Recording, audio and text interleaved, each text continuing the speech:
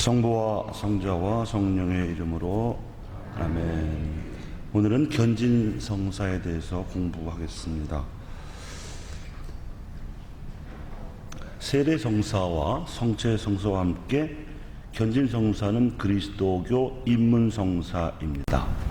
이 입문성사들의 단일성은 지켜져야 합니다. 이 말이 무슨 뜻이냐면은 서로 묶여져 있기 때문에 어느 하나만 할 수가 없다. 하나다 이거지.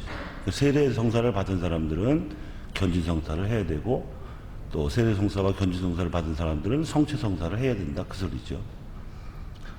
그러므로 견진성사가 세례성사의 은총을 완성하기 위해 필요하다는 것을 신자들에게 설명해 주어야 합니다.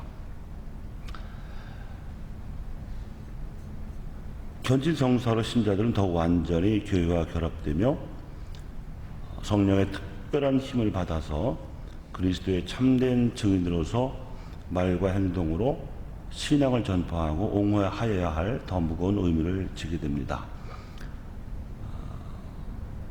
세례성사가 태어남을 의미한다면 견진성사는 성숙함을 의미하죠. 어른이 되는 성사다 이 말이에요.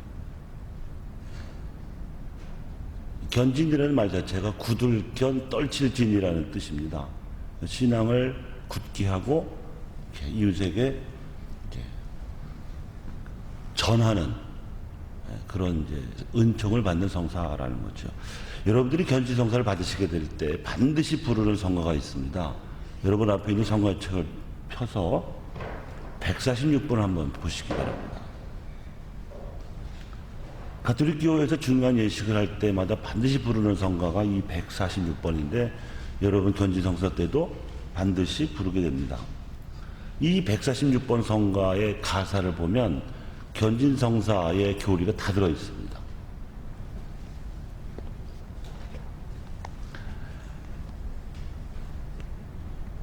혹시 따라 하실 수 있는 분은 같이 불러주시기 바랍니다. 임하소서 성령이여 창조주여 임하소서 고귀하온 은총으로 모든 조물 돌보소서. 우리들의 위로자여 천주 주신 선물이라 모든 생명 근원이며 다른 사랑 주시도다. 질은 주실 성령이여 세상 오신 사신이라 우리 마음에 임하시어 당신 질은 베푸소서. 우리 명호 비추시고 우리 맘에 사랑 주사 우리들의 질병 고통 즐겨 참게 하옵소서. 우리 명호 비추시고 우리 맘에 사랑 주사 우리들 뭐야 이게? 이게 4절을 두 번 했군요. 5절 하겠습니다. 우리 원수 멀리 쫓아 참된 평화 주옵시며 당신 감도 순이 들어 재앙 면케 하옵소서. 우리 신덕 굳게 하사 성부 성자 알게 하며 당신 또한 양위에게 바라심 알게 하소서. 성부대전 영광이며 부활하신 성자께와 위로자신 성령에게 무궁 영광이 있어지다. 아멘.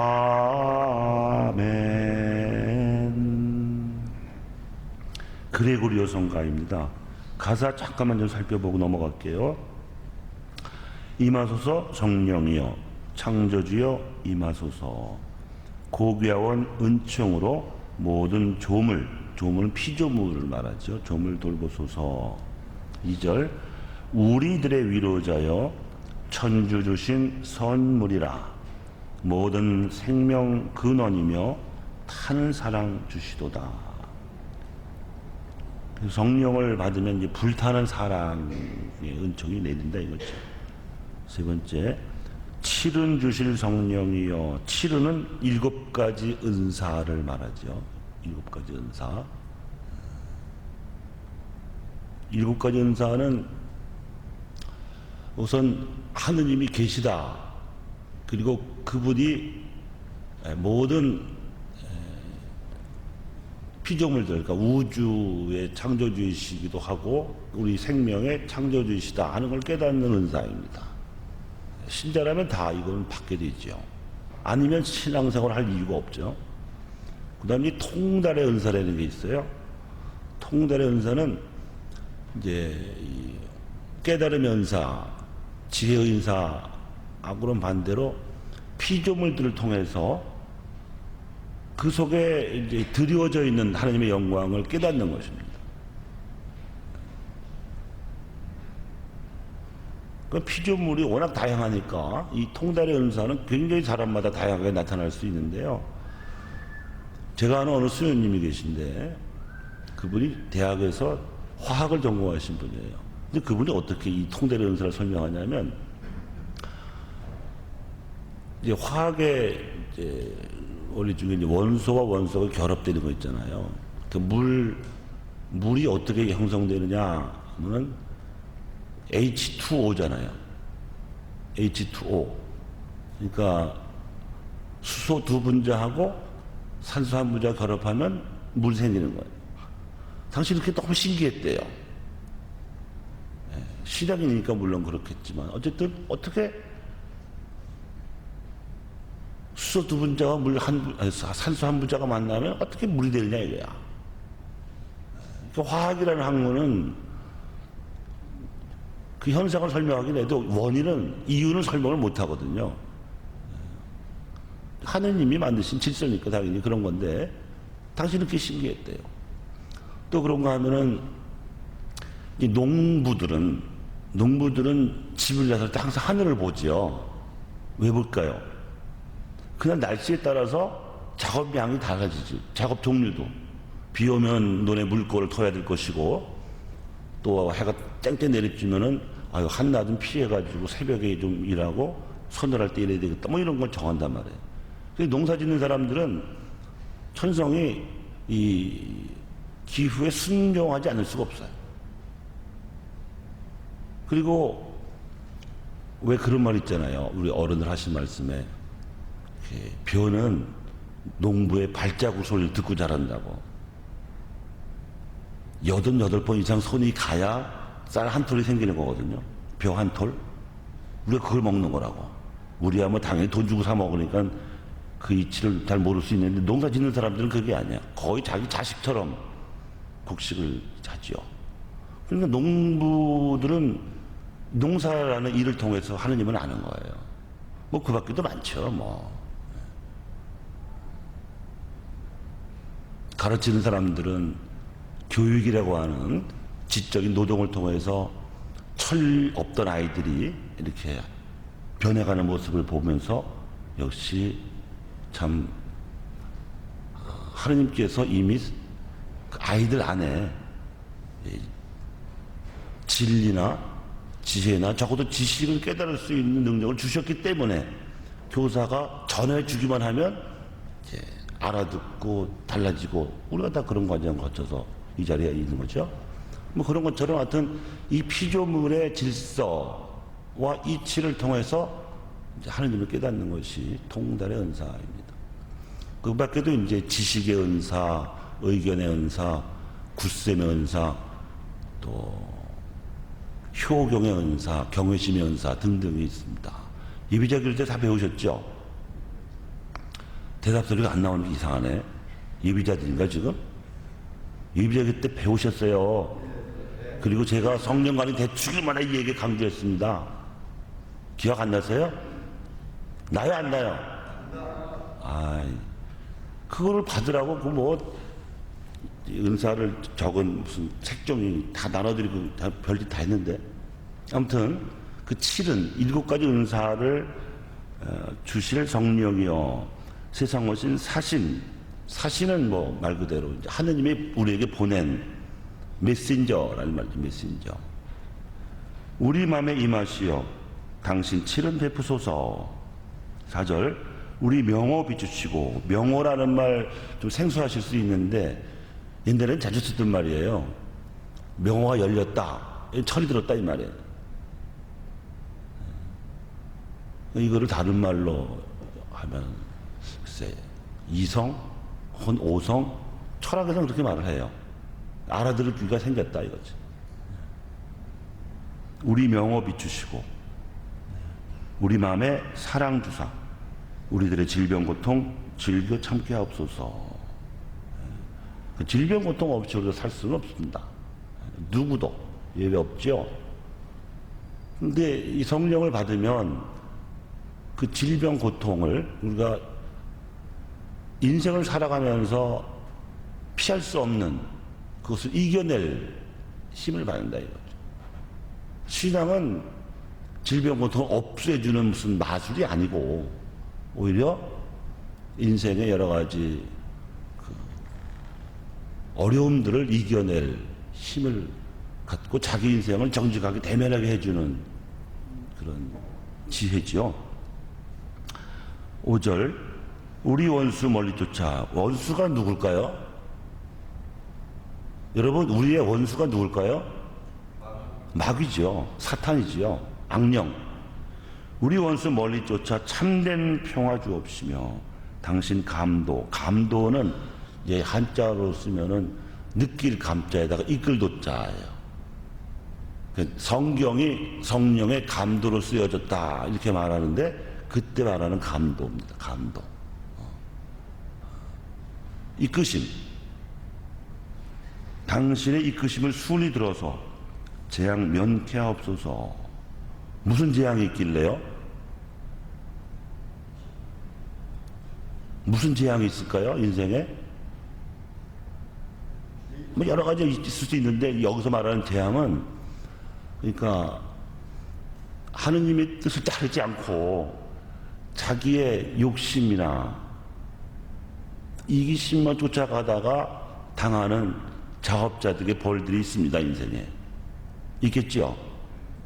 여러분 생각해 보세요. 사람이 어디를 갈 때 가는 방향을 보게 돼 있어요. 안 그러면 뭐 부딪히거나 넘어지겠지요. 가는 대로 보는데 성령이 보게 하는 힘이거든. 믿음이라는 게 사실은 영적으로는 보는 힘이고 보는 눈이란 말이에요. 근데 그대로 안 가고 자기 욕심이 가리키는 곳을 보면서 앞으로 가려고 하면 어떻게 돼? 부딪히지, 넘어지지. 이게 재앙이라. 그런 사람 많아요. 그러니까 깨달음의 관점에서 보면 사람이 하느님을 믿는 건 당연한 거야. 하느님의 뜻대로 살아가는 것도 당연해. 왜? 그렇게 해야 우리가 행복하니까. 근데 굳이 그걸 외면하고 지멋대로 사는 사람들이 많아요. 그럴 때 재앙을 당하지.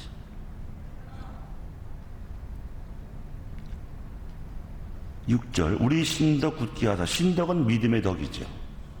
우리 신덕 굳게 하사 성부 성자 알게 하며 당신 또한 양위에게. 양위가 뭘까요? 삼일체에서 나머지 두 위가 뭐예요? 성부 성자지. 성부 성자 성령이 삼위인데, 예? 성령이 바로 성부도 알게 하고 성자도 알게 한다. 양위에게 바라심 알게 하소서. 그러니까 성령은 성부 하느님의 영이기도 하고 성자 그리스도의 영이기도 하죠. 특별히 이제 성부 하느님께서는 천지창조 때부터 함께 계시던 성령을 예수님 때부터 세상에 드러내 보이게 하셨어요. 그리고 부활하신 예수님이 우리도 당신처럼 한결같은 믿음으로 살 수 있도록 성령을 보내주셨습니다. 그것이 이제 성령 강림 대축일을 우리 기념하는 것이고, 견진성사 때 견진을 받는 신자들이 바로 그 성령을 받는 것이죠.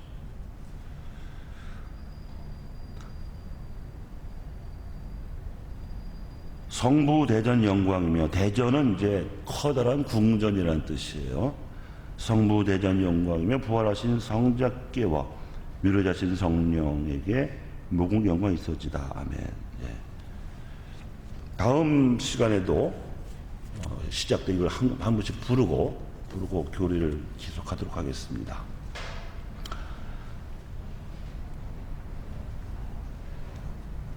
자, 이제 구원의 역사 안에서 나타난 견진성사를 보는데요. 구약 성경에 보면 예언자들은 그들이 기다리던 메시아 위에 구원 사명을 달성하도록 도와줄 주님의 영이 내려오실 것임을 이미 예고한 바가 있습니다. 여기 이사야 예언서의 말씀인데 한번 같이 읽어보시겠습니다. 자, 주님께서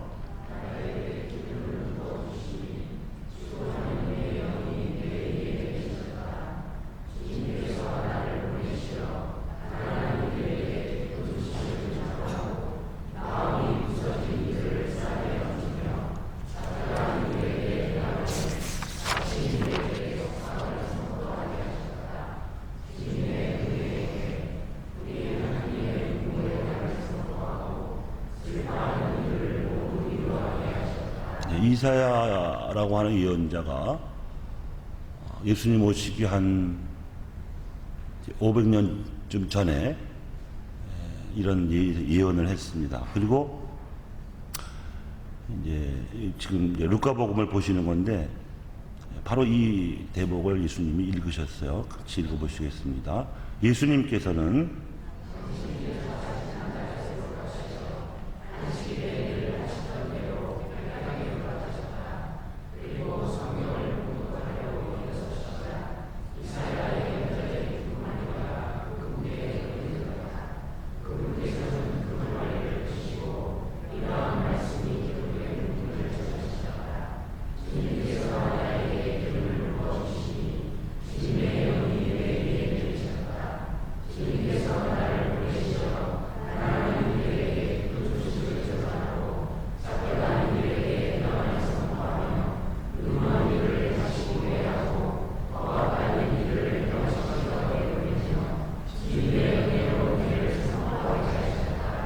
같은 내용입니다.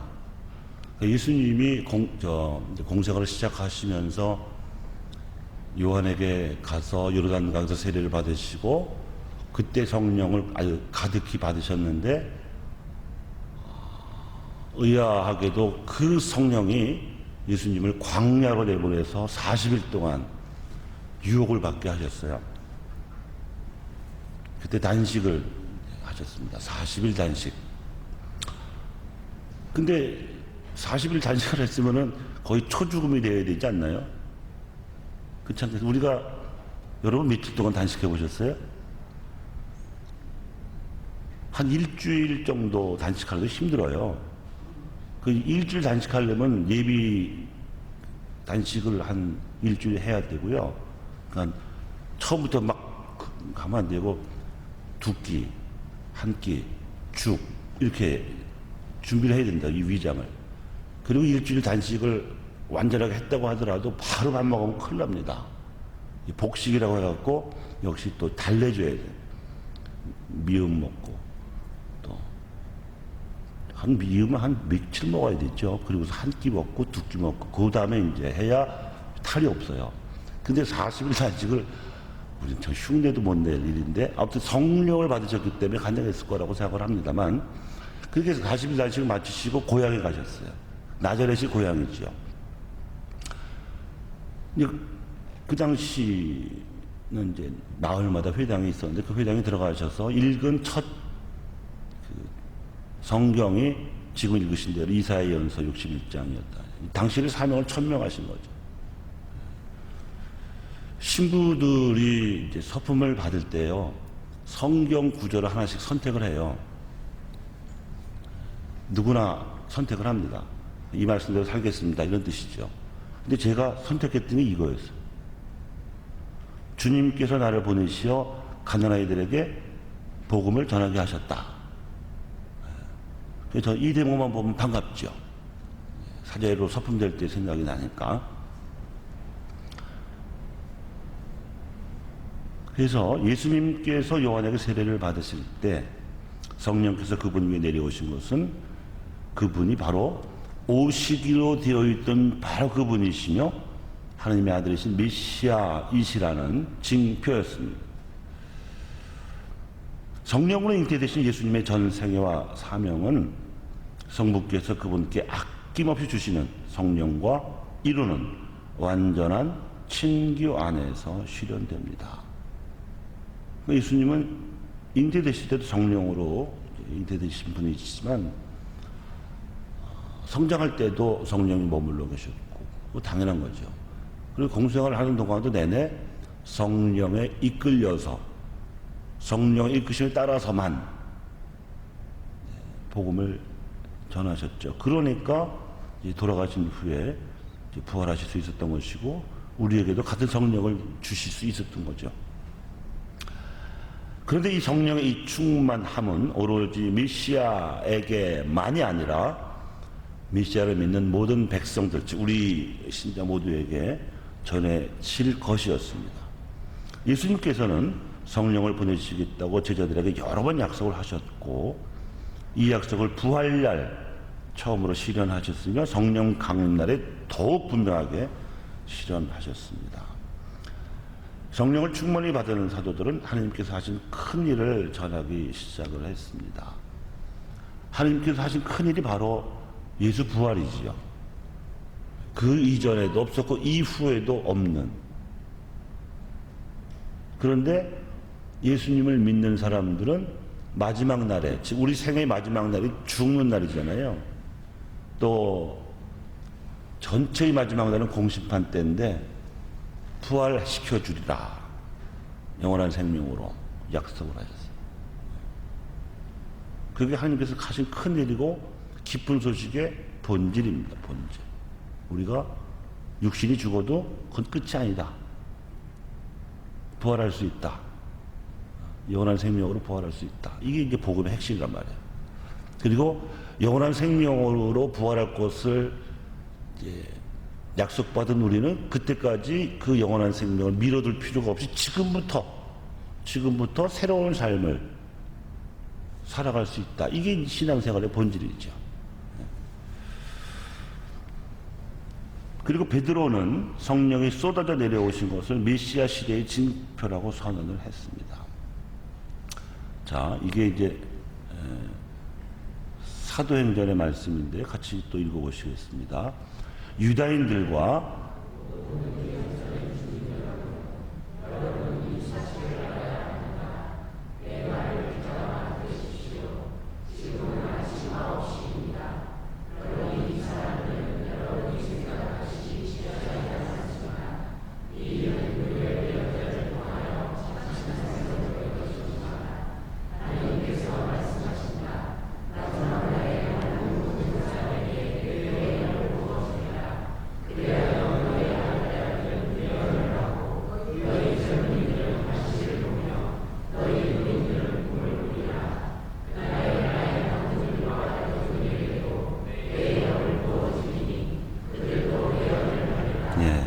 사도행전 2장 14절에서 18절의 말씀입니다. 그때 이제 사도들의 설교를 듣고 나서 세례를 받고 믿기로 하는 사람들은 성령의 선물도 받았다는 거지요.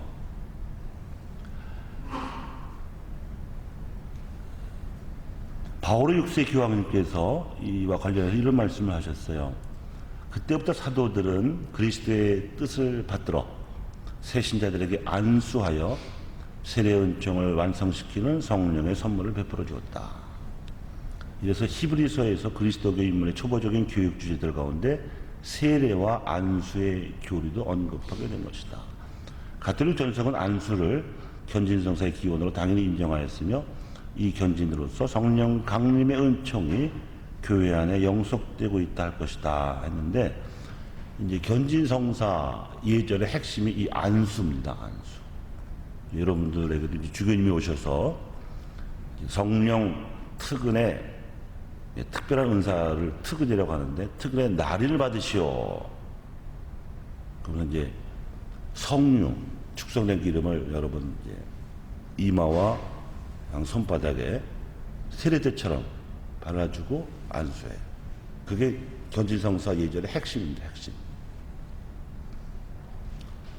일찍이 성령의 강림을 더 잘 드러내기 위해서 안수의 기름 바른 예식이 추가가 되었습니다. 이 기름 부음은 하느님께서 성령으로 기름 부으신 분, 바로 그리스도라는 이름에서 비롯됐습니다.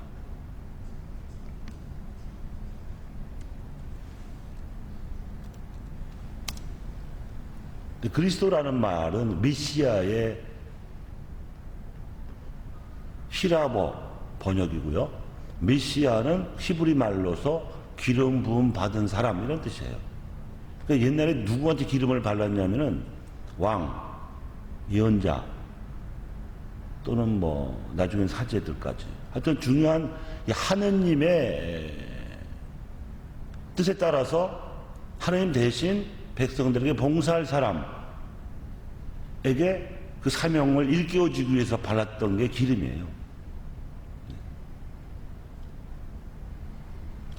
그래서 견진이라는 이름, 굳을견 떨칠진이라는 뜻의 견진은 이 성사가 세례를 확정하고 동시에 세례의 은총을 견고하게 한다는 것을 가리키죠.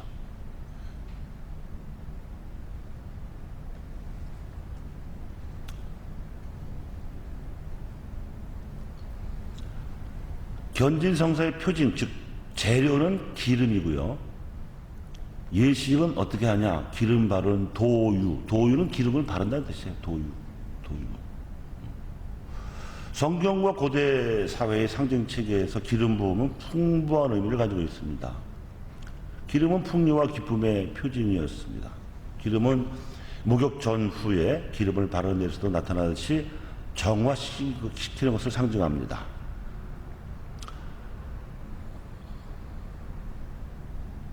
우리가 견진성사 때 쓰는 기름은 올리브유입니다. 올리브유. 지중해 기후권에서는 올리브 나무가 지천으로 깔려 있어요. 근데 이 올리브 나무의 열매가 굉장히 사람 몸에 좋다고 알려져 있습니다. 그래서 그 열매를 짜서 이제 기름을 얻죠. 그쪽 사람들은 반찬으로도 먹지만 약으로도 써요. 상처 날 때 올리브유 바르면 금방 지혈이 돼요. 그래서 왜 착한 사마리아인의 비유에서 강도 만난 사람한테 사마리아 사람이, 사실 유대인들은 사마리아 사람들 이제 막 경멸하고 그랬는데도 그 사람은 정말 착한 사람이 와가지고 그 강도 만난 사람, 반죽음에 이른 그 사람을 올리브유로 치유해주고 영혼까지 데려다줬다는 얘기가 나오죠. 그 올리브유가 그렇게 약으로도 쓰는 거예요. 약, 치료제.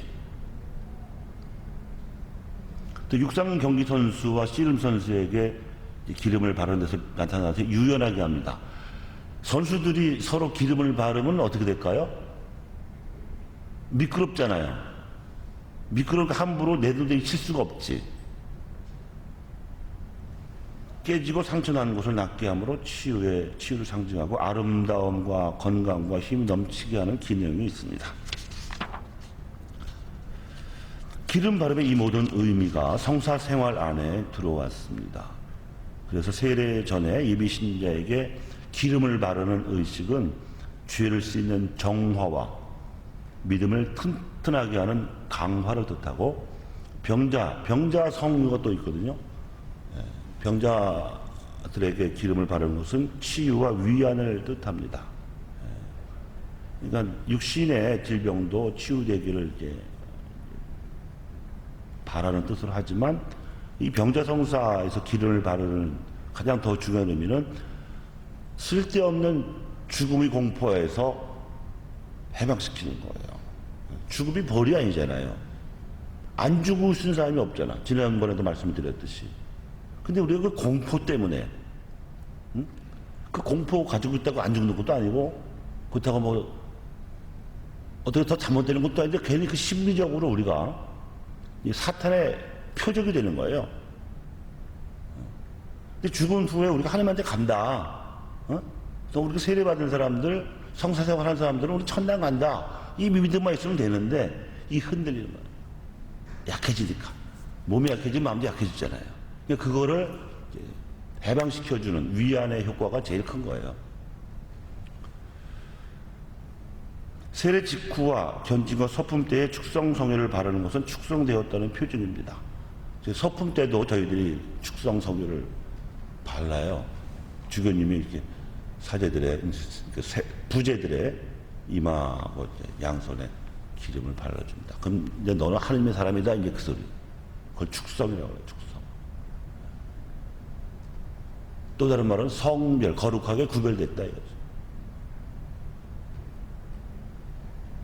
성당도 축성을 해요. 축성했다는 표시가, 여러분 이거 보이세요 저거? 안 보여요?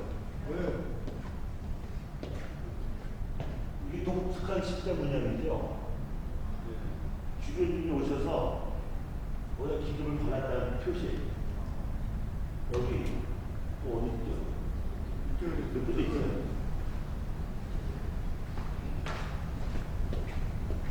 그래서 성당을 축성했다는 것은 성당은 이제 하느님을 위한 건물로 쓴다 이거. 다른 용도로 쓰면 안 된다 이거죠. 네.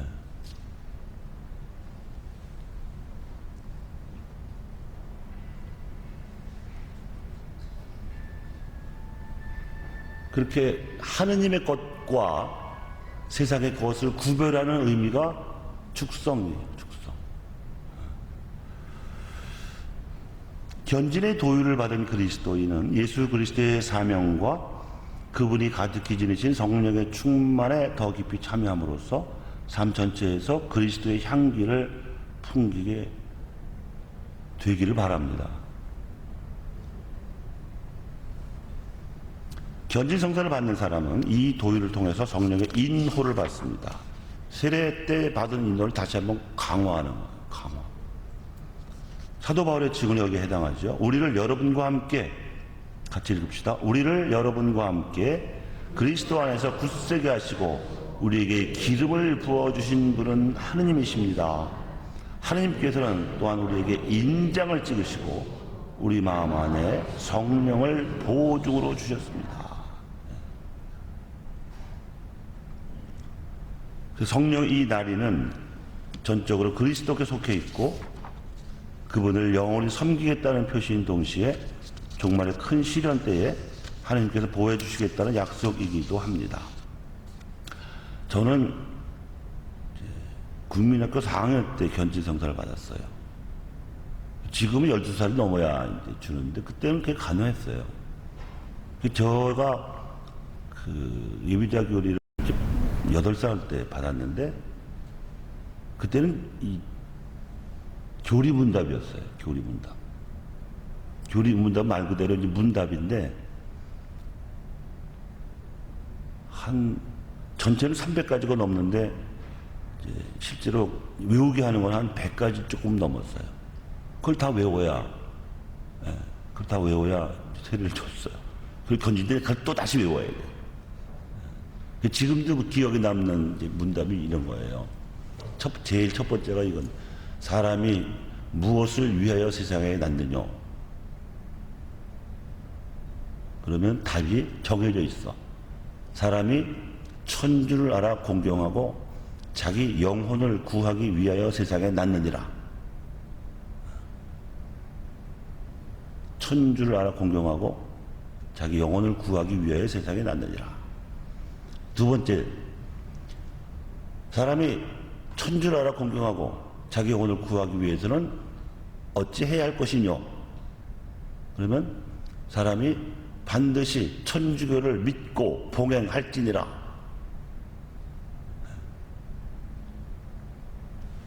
그러니까 옛날 교리는요, 답이 다 있기 때문에 헷갈릴 수가 없어. 헷갈릴 수가 없어. 반드시 천주교를 믿고 봉행할지니라. 근데 어떻게 냉담을 해? 큰일 나지. 요즘 교리가 현대인들에 맞게 이렇게 좀 뭐 개방적이고 좀 이렇게 쉽게 푸는 건 좋은데,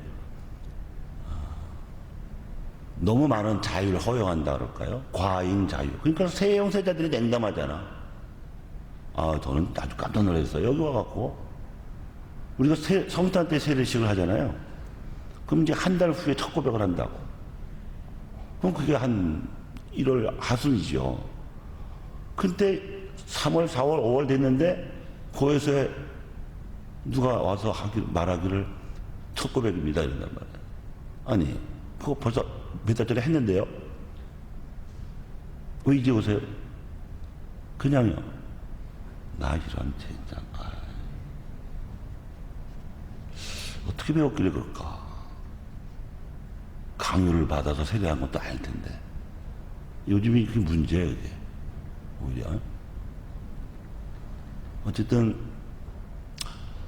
그래서 필수적인 문답을 다 외워가지고, 이제 국민학교 4학년이니까 12살은 됐네, 그때도. 8, 9, 10, 11, 11살. 하여튼 그 이후에 냉담 없이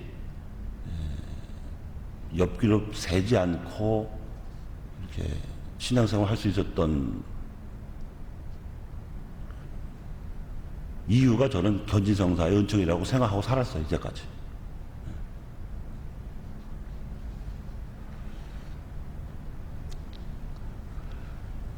성령의 이 날이는 전적으로 그리스도께 속해 있고 그분을 영원히 섬기겠다는 표시인 동시에 종말의 큰 시련 때에 하나님께서 보호해 주시겠다는 엄청난 약속이기도 합니다.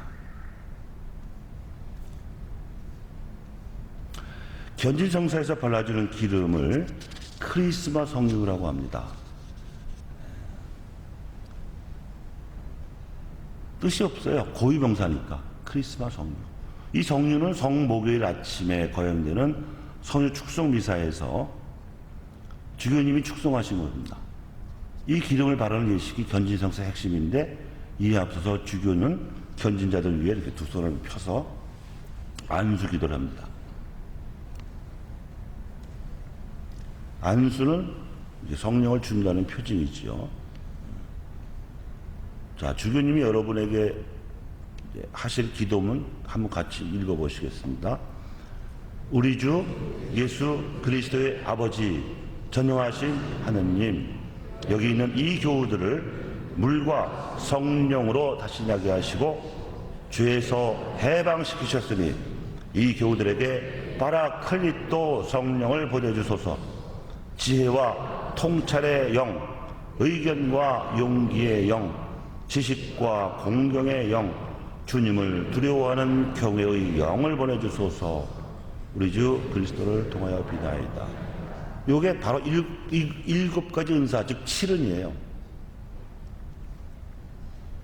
그 다음에 주교님께서 견진자의 어깨에 한 손을 얹고, 그리고 또 대부나 대모는 또 견진자의 또 다른 어깨에 손을 얹고 있죠. 그때는 이마에 축성 성령을 바르면서 성령 특은의 나리를 받으시오 라는 말을 하시면서 인호를 수여합니다. 그리고 나서 이제 평화의 인사를 하죠. 평화가 그대와 함께, 또한 주교님과 함께, 또는 사제와 함께 이렇게 합니다. 견진성사의 효과는 견진자들이 하나님의 자녀로서 더욱더 뿌리를 내려서 신앙을, 하나님을 아빠, 아버지라고 부르게 합니다. 견진자들을 그리스도와 더욱 굳게 결합시킵니다. 견진자들 안에 성령의 선물을 증대시킵니다. 견진자들로 하여금 성령의 특별한 힘을 받아서 그리스도의 참된 증인으로서 말과 행동으로 신앙을 전파하고 옹호하며 그리스도의 이름을 용감히 고백하고 십자가를 부끄럽게 여기지 않도록 해줍니다. 여러분들은 식당에서 식사하실 때 성호 그으십니까? 안 긋는 사람도 있죠? 있어요. 안 글 수는 없고, 그렇다고 남들이 보면 좀 부끄러워서 그런지 허벅지에다 해, 허벅지. 봤어요, 내가. 안 보게. 허벅지에다 해. 했다 이거지. 아이고, 진짜. 어떤 사람은 팔이 쪼는 것처럼. 웃어 죽겠어요. 십자가 부끄럽습니까? 여러분 천주교 신자라는 게 그 창피합니까? 그런 의미가 아니에요. 그렇게 하는 분들 그런 의식은 아닌데, 아유, 난 신앙생활도 잘 못하는데, 이런 이제 자괴심, 쓸데없는 겸손이죠. 그러실 필요 없어요. 그러실 필요 없어요. 그러니까 그러세요. 이거 해치는 일도 아니고 남한테 손해주는 일도 아닌데, 괜히 지 혼자 부끄러운 마음에 못 걷는 거예요, 이거. 이게 뭐 어려워요. 근데 저 식사 전 기도만 또 하는 사람도 있어. 식사 후 기도도 있는 거 아시죠? 아세요? 외울 수 있어요? 그게 정상이요. 아, 왜 이들이 보면 어때? 언제 한 번은 저 신자들하고 식당 가서 점심을 먹는데, 이제 점심 때 그 삼절기도부터 했죠. 좀 길지. 부활 삼절기도는 짧게라도 하잖아. 옆 테이블에서 여자들이 한 대여섯 분이 식사하다가 빤히 쳐다봐. 개신교 신자 같아, 내 느낌에. 개신교식 기도가 아닌 걸 자기들도 알 거 아니야. 근데 천주교 신자 기도하는 걸 처음 봤는가? 그래갖고, 아니, 왜 사람 무한하게 빤히 쳐다보십니까? 내가 그랬어. 그랬더니 서둘러 얼굴 돌면서 나가더라고. 결국은 신자들이 식사 전 기도도 겨우 하지만 삼전 기도는 더 안 한다는 얘기 같더라고요. 처음 본 거야, 그 여자들이. 여러분 삼전 기도 해요, 안 해요? 해요, 안 해요? 식사할 때 해요? 아니, 식사할 때 하지 않으면 잊어버려. 하루에 3번 하는 게 삼전 기도인데, 아침 먹기 전에 일어나서 하고, 점심 먹기 전에 하고, 저녁 먹을 때나 또는 잠자기 전에 하면 되는데, 이거 빼먹는 신자도 꽤 되는 것 같더라고. 느낌에.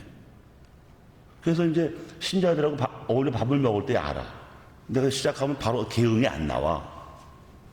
평소에 안 한다는 뜻이잖아. 그죠?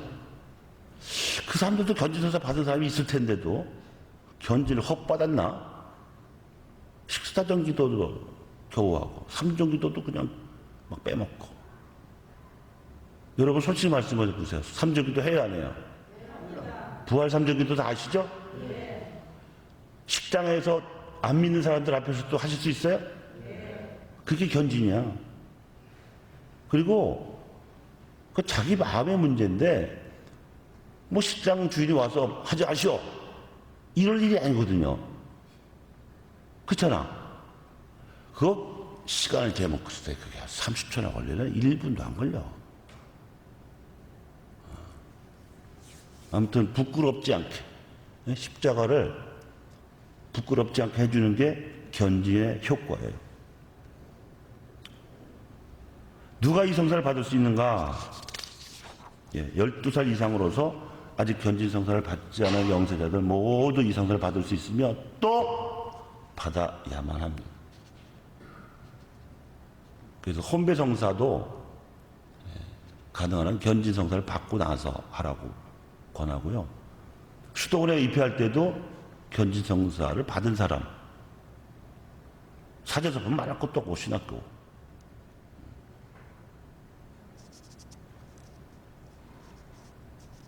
그러니까 세례성사가 우리 신앙생활의 기본이라면 견진성사는 필수라고 해야 되나요?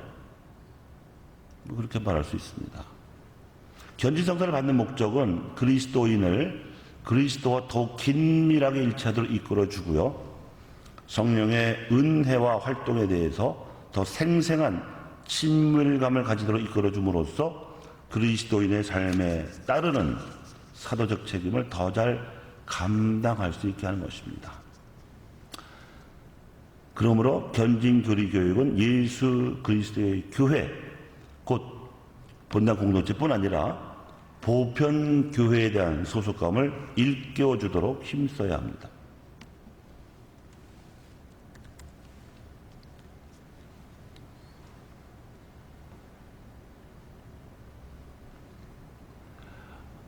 버트런트 러셀이라는 사람이 있어요.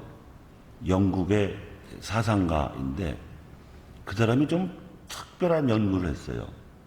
그리스도교와 공산주의의 비교 연구를 한 거예요. 근데 이제 그의 관점에서 볼 때 비슷한 점이 있다 이거예요. 비슷한 점. 이게 뭐냐면 유토피아를 상정하고, 우리의 유토피아는 하느님 나라잖아요. 천당. 공산주의자들의 유토피아는 뭐예요? 공산천국이지 뭐. 현세에서 예수쟁이들이 죽어서 간다고 생각하는 천국을 우리는 지상에서 실현하겠다. 프롤레타리아 독재. 유토피아를 상정하고, 두 번째가 엘리트 집단을 양성한다. 그러니까 공산주의 엘리트 집단이 누구예요? 당원이에요. 당원. 공산주의 국가에서 당원을 아무나 하는 거 아니에요. 민주주의 국가는 그냥 당비만 내면 돼. 그 당의 강령에 찬종하고 당비만 내면 돼요. 근데 거기는 그게 아니야. 예를 들어 북한 조선노동당이죠. 너 거기 조선인민민주주의 공화국에서 노동당에 입당할 수 있는 사람은 당성이 확실하게 입증된, 반동분자는 절대 안 되고 당성이 확실하게 입증된 사람들만 입당할 수 있어요. 그리고 당원이 되면 평양시내에 거주할 수도 있고, 그리고 모든 일에 있어서 우선적으로 뭐 배급도 받고 무슨 인정을 받죠. 당원이 아니면 해외로 나가지도 못하고요. 근데 그 당원에 해당한 엘리트가 우리는 견진자예요. 견진자. 느낌이 어떠세요? 여러분 이제 천주당원이야 이제. 말하자면 천주당에 입당하는 거야. 그냥 그 일반 그 뭐 평범한 그냥 신자가 아니고 당원이라고. 당원. 버트런트 러셀의 표현대로 하면. 그 다음에 이제 세 번째 유사한 특징으로 그가 꼽은 게 이단을 용납하지 않는다는 거예요. 공산주의 국가에서 반동분자다, 미제 앞잡이다, 이거는 거의 이거는 아웃입니다. 아웃. 장성택 아시죠? 그 김정은의 외삼촌인가? 이 고모부.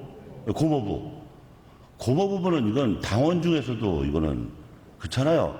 김정일 그 국방위원장하고도 가까이 지냈던 엘리트 중 엘리트인데 어떻게 했어요? 야, 좀 더 그 얘기 듣고, 야, 좀 너무한다.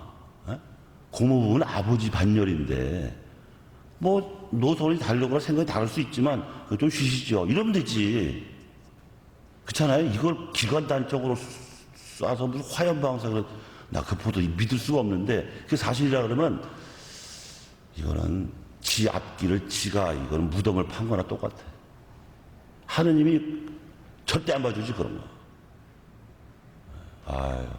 어쨌든, 그렇게 하여튼 이단을, 그러니까 반대 노선을 용납하지 않는다는 게 그리스도교와 공산주의 비슷하다. 이렇게 분석을 했어요, 러셀은. 근데 우리는 그게 이단이죠, 이단. 요새 저 이 세월호 이 참사 때문에 이단 문제가 사회적으로 많이 부각이 되던데 그게 뭐 구원파 이단이라며. 구원파. 그리고 선장이 나는 멀쩡한 정신이 도망간 줄 알았는데 그게 아니라 매일 스쳐먹었대. 선장실에서. 이 조종관이라고 그러죠? 아니야. 그건 비행기이지. 배는 이게 뭐라 그래? 조탄가? 어쨌든 그거는 30살짜리 3등 항해사, 그것도 여자 승무원한테 맡기고 자기는 술 처먹었고, 그 도망가려고 할 때도 뭐 파자마 바람에 나왔대나, 어쨌대나. 에? 반시바람으로.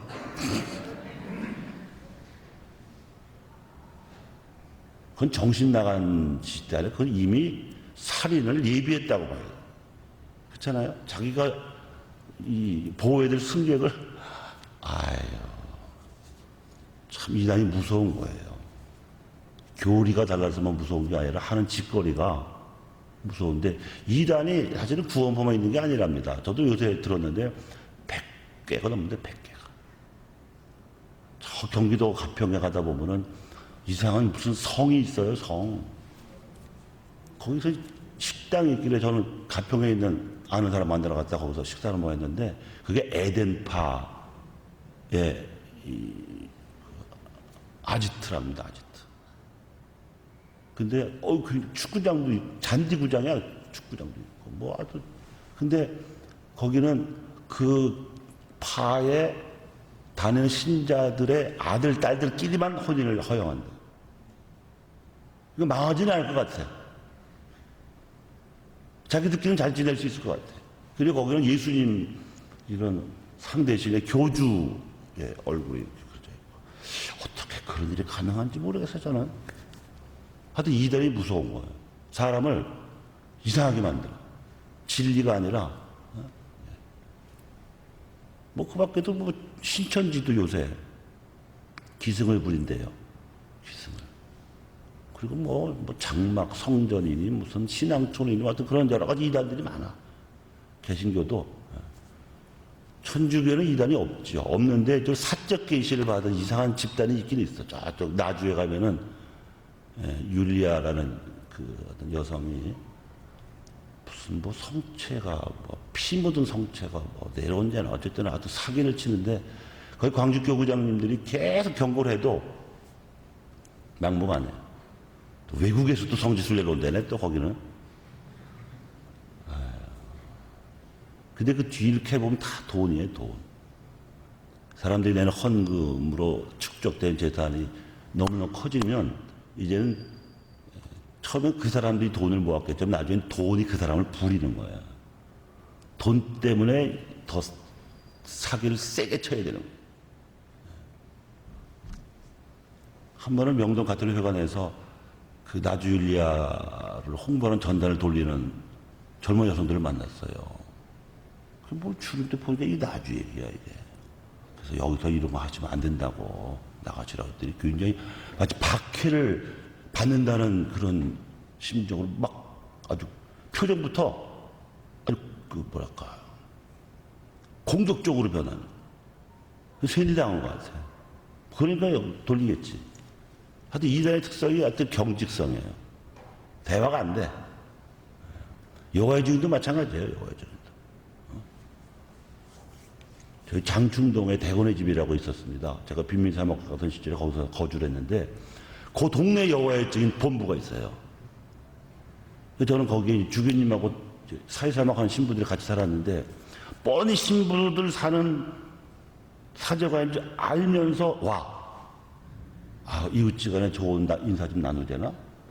뭐 인사하자는 뭐 들어오지 말라고 할 수는 없잖아. 근데 하다 보면 슬그머니 화제가 바뀌죠.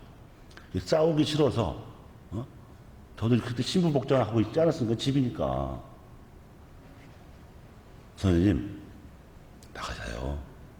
우리 뭐 이웃지간에 말씀하실 필요 없잖아요. 그리고 어디 신부들 사는 데예요. 소용없는 짓이니까 가죠.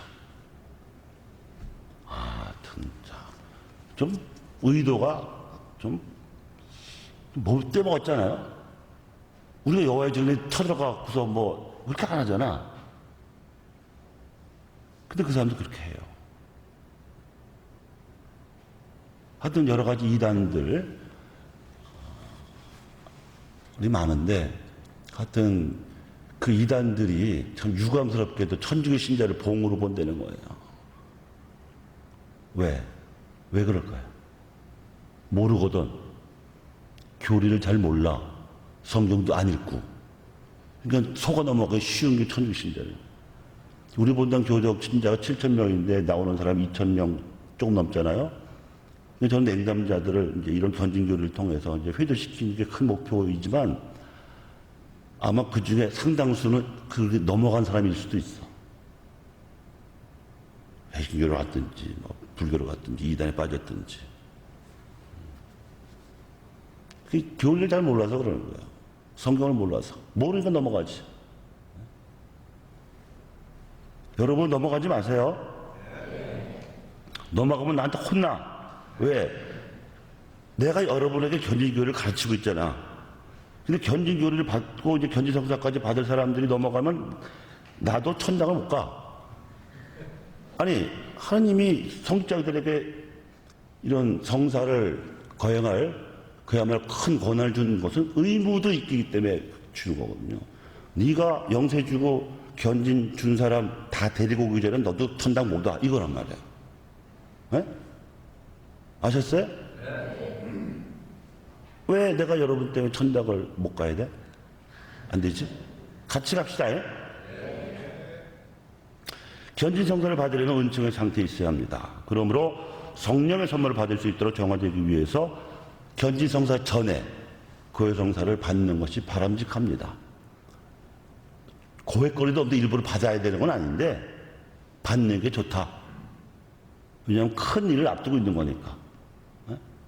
혼배성사를 앞둔 사람도 이제 혼배성사 전에 이제 고해성사를 보는 게 좋듯이 견진성사를 받을 사람들도 견진성사 전에 각자 좋은 시간 선택해서 고해성사를 하시기 바랍니다. 세례성사와 마찬가지로 견진성사의 경우에도 견진자들은 대부나 대모의 영적인 도움을 청해야 합니다.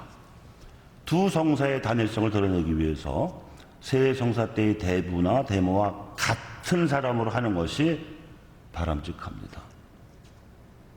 그런데 이제 불가피한 경우도 있겠죠. 뭐 돌아가실 수도 있고 세례 때의 대부나 대모가 또 외국에 가 계셔서 뭐 도저히 견진성사 때 올 수가 없다. 할 수 없죠, 그러면. 그러나 그런 경우 제외하면은 가급적이면 영세 때의 대부나 대모님을 견진 때의 대부나 대모로 모시는 것이 좋다. 아시겠습니까?